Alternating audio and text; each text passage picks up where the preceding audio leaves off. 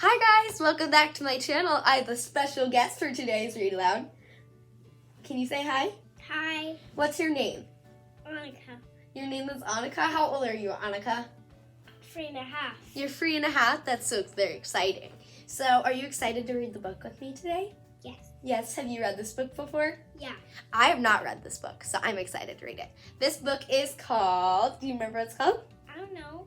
It's called The Baker's Dozen, a St. Nicholas tale. Told by Aaron Shepard, pictures by Wendy Edelson. I don't know. I'm bad at figuring out last names and stuff, so. Anyway. Did you see some horsey flips? Not right now, but maybe afterwards, okay? Okay. Okay, so this is what the cover looks like. Let's open it up and we'll read and see what happened. Okay. I like the illustrations already. So fun. Show you guys the picture before we begin reading it. Yeah. Pretty, huh? Yeah. All right, it says, in the Dutch colonial town later known as Albany, New York, Van Amsterdam, who was as honest as he could be. Each morning, he checked and balanced his scales, and he took great care to give his customers exactly what they paid for.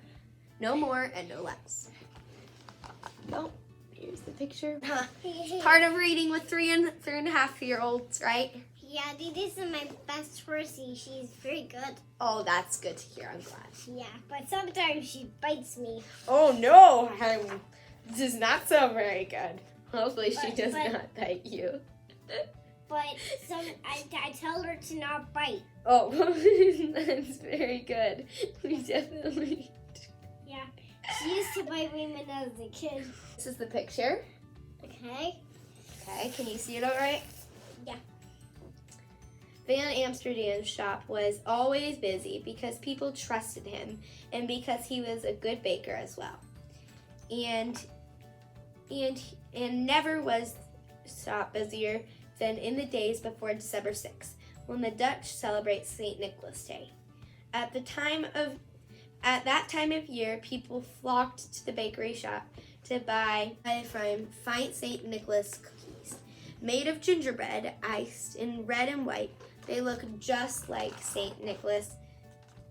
Oh, show that one more time. They look just like St. Nicholas. They look just like St. Nicholas as the Dutch know him.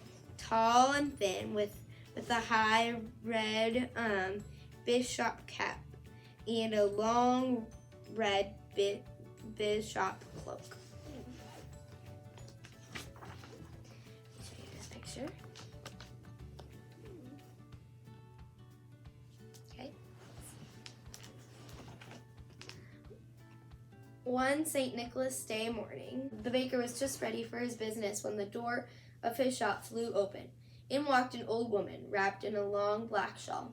"I have come for a dozen of your St. Nicholas cookies." Taking a tray, Van Amsterdam counted out 12 cookies. He started to wrap them, but the woman reached out and stopped him. "I asked for a dozen. You have given me only 12.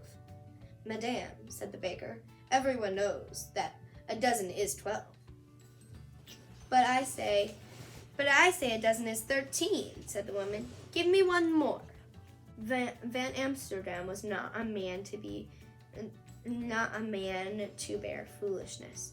"Madame, my customers get exactly what they pay for. No more and no less." I'll pause right there to show you guys the picture. Those are beautiful cookies, huh? They are pretty cookies. No more and no less. "Then you may keep the cookies." The woman turned to go, but stopped at the door. "Van Amsterdam, how honest you may be. Your heart is small and your fist is tight. Fall again, mount again, learn how to count again." Then she was gone. That was quite an interesting part, huh? Yeah. Let's find out what happens. Here is the picture. Yeah. What's going to happen, Daddy? I don't know yet. I actually have never read this, so I'm not quite sure. Just refocus it. That way it doesn't get too much. Sometimes it will like gets all the sun on my face, so we don't want that. From that day, everything went wrong in Van Amsterdam's bakery. His bread rose too high or not at all. His pies were sour or too sweet. His cakes crumbled or were too chewy. His cookies were burnt or doughy. His customers soon noticed the difference. Before long, most of them were going to other bakers.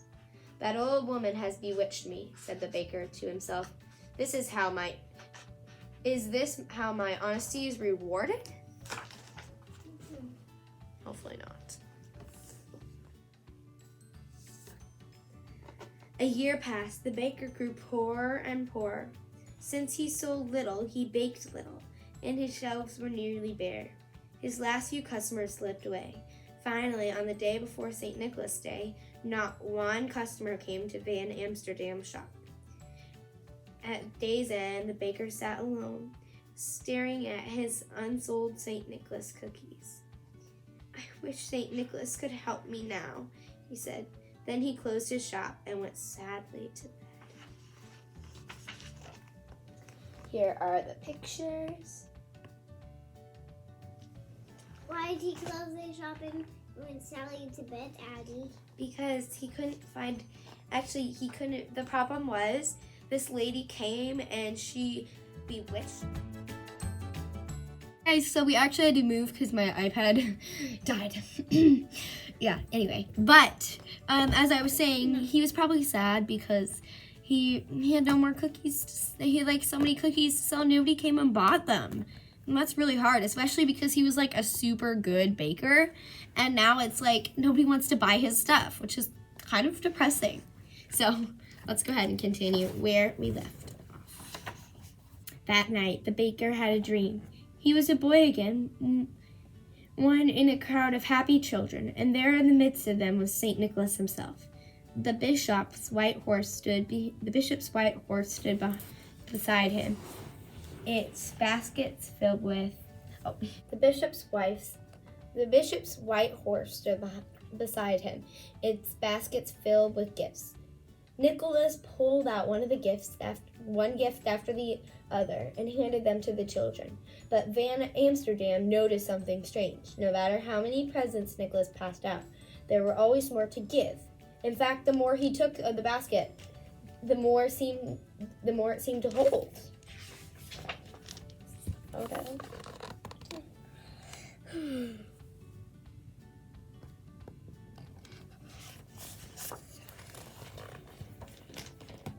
Then Nicholas handed a gift to Van Amsterdam. It was one of the baker's own St. Nicholas cookies.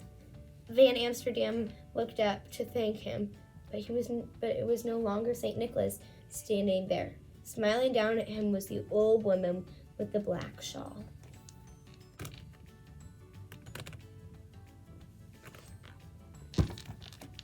Van Amsterdam awoke with a start. Moonlight shone through the half-closed shutters as he lay there, thinking. "I always give my customers exactly what they pay for," he said. "No more, no less. But why not give them more?" Yep. The next morning, St. Nicholas Day, the baker rose early. He mixed his gingerbread dough and rolled it out. He molded the shapes and baked them. He iced them in red and white to look just like St. Nicholas. Then the cookies were as fine as he had ever made. Van Amsterdam had just finished when the door flew open. In walked the old woman with a long black shawl. "I have come for a dozen of your St. Nicholas cookies." In great excitement, Van Amsterdam counted out 12 cookies and one more. In this shop, he said, "from now on, a dozen is 13. "You have learned to count well," said the woman. "You will surely be rewarded." She soon paid for the cookies and started out, but soon the door swung shut, and the baker's eyes seemed to play a trick on him, as though he glimpsed the tail end of a long red cloak.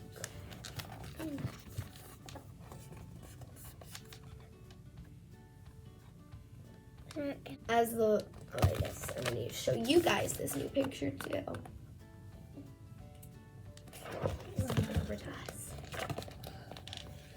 As the old woman foretold, Van Amsterdam was rewarded. When the people heard he counted 13 as a dozen, he had more customers than ever. In fact, Van Amsterdam grew so wealthy that the other bakers in town began doing the same. From there, the practice spread to other towns, and at last throughout the American colonies. And this day they say, is how 13 became the baker's dozen, a custom common for every century, for over a century as well, and alive in some places to this day.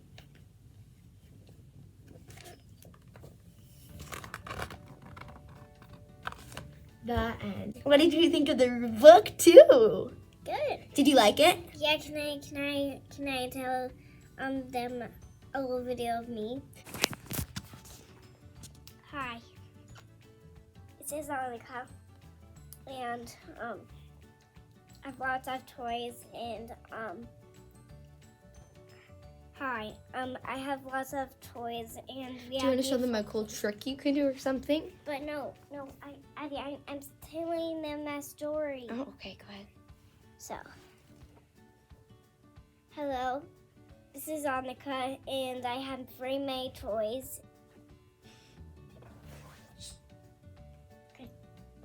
Yes. Wow, the magic jump of Annika. Hi guys, this was such a fun video to film.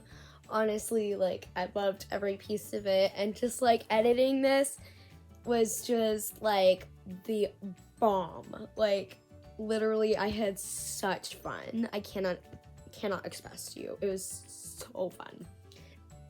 Anyway, thank you guys for watching. Have an amazing day. Make sure to follow along the series. So like and subscribe. Bye.